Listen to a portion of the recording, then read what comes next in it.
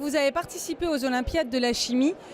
Pourquoi avoir participé justement aux Olympiades de la chimie? Alors effectivement, j'ai participé aux Olympiades de la chimie quand j'étais lycéenne, en terminale STL.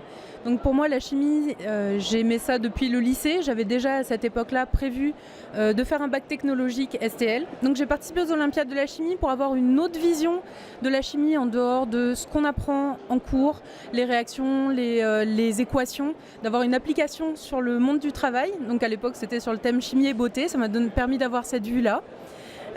C'était une expérience très enrichissante pour moi en tant que lycéenne.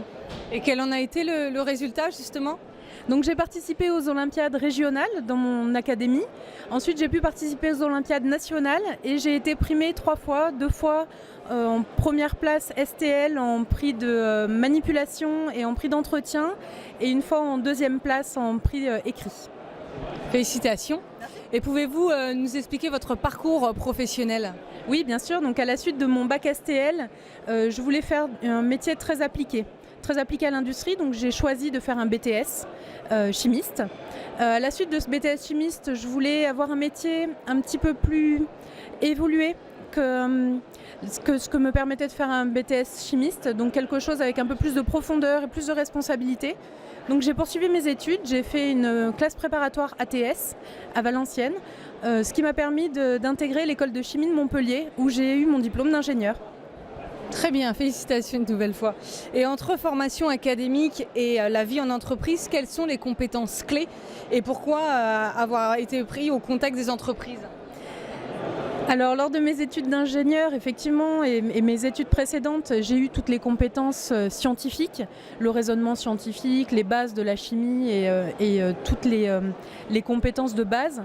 Ensuite, au contact de l'entreprise, donc lors de mes stages, lors de mon premier poste en tant que chef de projet engineering, donc de dimensionnement d'équipement dans une usine pharmaceutique, et maintenant en tant que chef de projet chez Isochem, j'ai pu développer d'autres compétences comme la relation client, mener les équipes vers des objectifs communs pour arriver à les aider à résoudre des challenges techniques. Voilà ce que ça m'a apporté. Qu'est-ce qui vous attire le plus maintenant dans votre métier?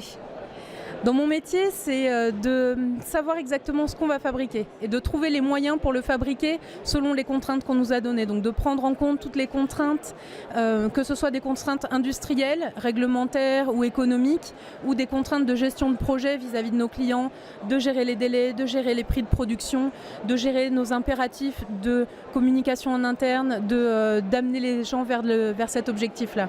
Et vous êtes épanouie dans votre métier? Ah oui, ça me plaît. C'est le début de ma carrière. Je vais continuer là-dedans, oui. Très bien. Félicitations et merci, Elodie. Merci. Bravo.